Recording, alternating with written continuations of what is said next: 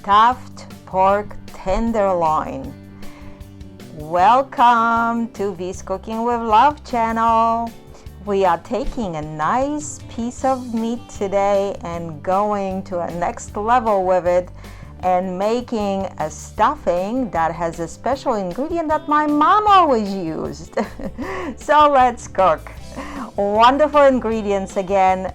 They are delicious put together, and of course the star of the meal is a nice pork loin. And we will make very delicious stuffing that you can tweak to your own palate. And I'll tell you one secret ingredient that it's in it. I don't know if you see it yet or not, that my mom always used when she made her stuffing. I used all the time in soups, and I think it just takes it to a different level. So of course we will start with preparing our pork. We will trim all the fat until the whole thing is nice and pink for us. Just be careful while working with a nice sharp knife. And like I said, just take all that stuff off of it. It's way better when it's not there, isn't it? And once that's done, we will make it way thinner to be able to stuff it, of course. I flipped mine to the side and I started working to the bottom of the pork, to the other side of it, about a half an inch of thickness. I left it. Of course you don't want to cut it through, and of course you can make that cut the spiral style, just trying to cut and open up the meat that way. For this piece of meat I thought it would be easier, and I thought I'll show you this way too, so you can maybe work with it. It might be even maybe easier. I've done it different ways, but you see I cut it not all the way through, and then I'm opening each half of that pork again, cutting and making it nice and thin, just like so. Just be careful while you're working with that. This will be probably the most difficult part of this, but it's really worth it because the meat is way thinner. It has a chance to absorb more flavor that way than just baking a pork without being stuffed, and makes it such a beautiful presentation also with that stuffing. Great for holiday, Sunday meal, some kind of get together, or just to enjoy it any time of the day. So you see, we open up one side. And again, you don't want to cut that all the way through. You want to keep your cut even through the whole thing. I had somewhere between quarter to half inch thickness of that pork.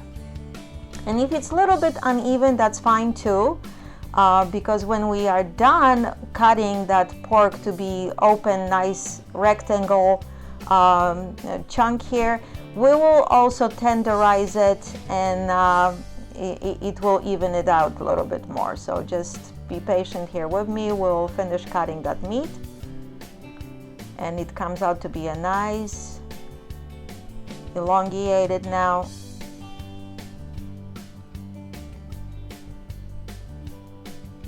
And you might want to use some saran wrap before you pound it with the meat pounder here. It keeps things a little bit cleaner. And just generously pound the meat around, and it will help to even out if there is anything that it's maybe a little bit too thick, because you are looking for a meat that it's very easy to work with to be able to roll it up. That's the whole idea here. And now we are ready to get going on our stuffing. I used about 6 ounces of mushrooms. You can use some meat, like some kind of Italian sausage or something. If you want to skip that completely, you can do it too. So I'm preheating a pan with a couple tablespoons of olive oil here.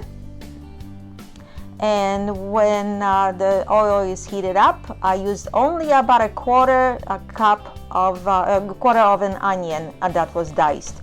I didn't use a lot here because I also use green onion here. When onions were caramelized, I added minced garlic, 2-3 cloves. And of course I also added a little bit of powdered garlic too. I just, like I always say, I like to use both of them. So when all that is nicely caramelized,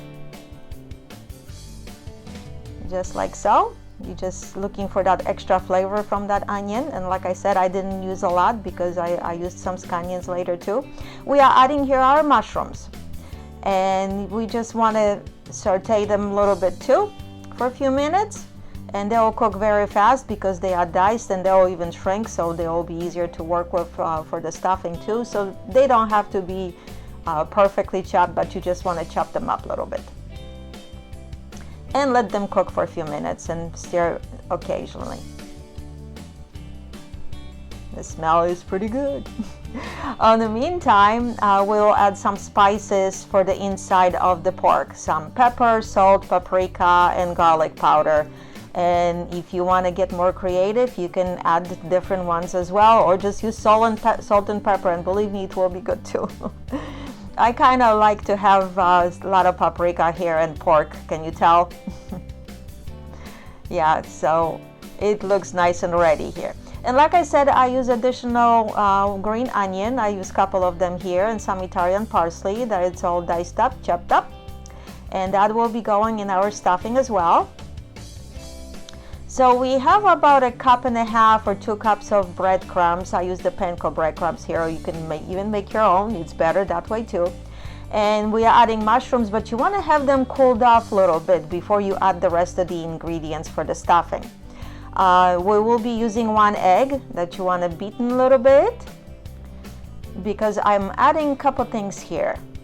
So once the egg is beaten, I actually like to use some mustard. And I mix that with the egg. I don't know if you try that, but I like a teaspoon or 2, depends how much you would like or how much you are making. I like to cook with the spicy brown mustard. I found it reminds me the most my Polish mustard, believe it or not, and maybe I'm just used to that taste, but that's mine to go mustard. And you will need a little bit of liquid. Just be careful, don't overdo it at this point, just in case, because it's easier to add it later. About that 1 cup of either broth or water, and mix that up too with our egg mixture. And to our stuffing, we'll be adding also some Parmesan cheese. I just think it's a beautiful flavor in there too. About 1/2 cup of the Parmesan cheese that was grated. And we are adding our liquid. And like I said, don't put maybe all the liquid at once. You want to make sure it's not too mushy, but I don't think you can really go wrong with that. And I add the onion and parsley, and here it is. Do you know what kind of ingredient I'm talking about? It's nutmeg. I love the taste of nutmeg in the stuffing. I use here about 3/4 of that little kernel that you grate it on the fine grater, and it becomes pretty much like a powder, like so. And you add that to the stuffing. Believe me, if you can use that, I think it's just the delicious part of that stuffing. If you want, you can skip it. It still will be good, believe me.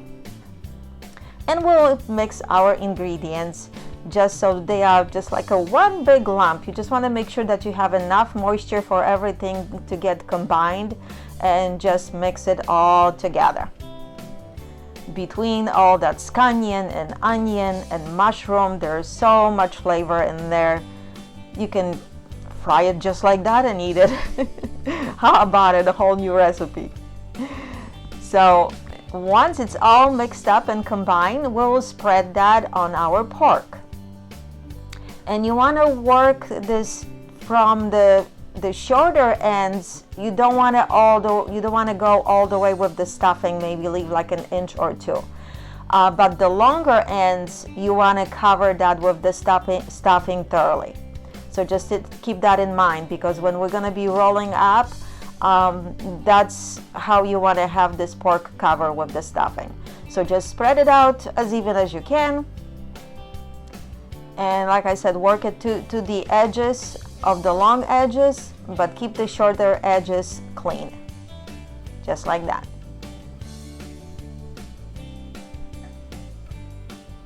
And we'll be rolling it up just like the jelly roll style, just like the cakes that you bake, I'm sure too. So just roll it all up nice and tight. And you can secure it either wrapping with bacon. How about that? Another step. Or you can use toothpicks and just close the edges of the pork. Or you can of course use the twine. Wherever it's easier, just use the twine like halfway through. You are starting with that point and just keep crossing and not twining it around. And just like I'm doing. Just like you doing also for smoking hams and stuff like that. My mom would do that all the time. It was quite delicious. We had our own smoked meat. You know, our pork, 90% of our cooked pork that we had, it was what we grew on our farm. The only time I ate pork that it wasn't grown on our farm, it was when we went to somebody's wedding or to visit somebody. And a lot of times they had their own pork too. So I ate a lot of pork actually in my life because that's what we actually specialize on our farm. For a long time we grew even tobacco, but we had pretty much everything that you can think of, even sugar beets. In Poland, sugar is made out of beets. Did you know that? Not sugar cane. So we have our pork wrapped up in a twine, and we will be ready to coat it with some oil. Just if any stuffing comes out, just put it back in and coat it with some extra olive oil nicely and with some spices. And again, we're going for that pepper and salt and paprika, some garlic powder, and I added thyme. You can use oregano or whatever kind of flavor you are looking for. So here we are. Make sure it's a nice baking dish that can handle a heat, because we are starting to cook this little bit on a higher temperature. We are putting it in the oven for 400 Fahrenheit, 205 Celsius or so for the first 15 minutes. And later we are taking that temperature down to 325, which is 162 Celsius. And it will be ready when the internal temperature reaches 165 Fahrenheit or 73 Celsius. So keep that in mind. You want to make sure that this is cooked because this is a little bit chunkier. And once is 165 on the inside, here you have it. How about that? What a presentation. You see the steam still going here? And we've got all these ingredients in our stuffing. They look so delicious, and the meat is so tender and so much flavor because it's thinner and with all those spices on the inside.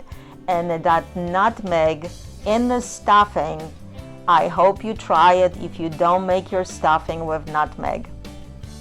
I use it in a lot of soups as well too. So, presentation or what? Isn't it beautiful? I know you will try it because it is incredible. This is my mom's stuffing that she always made with nutmeg.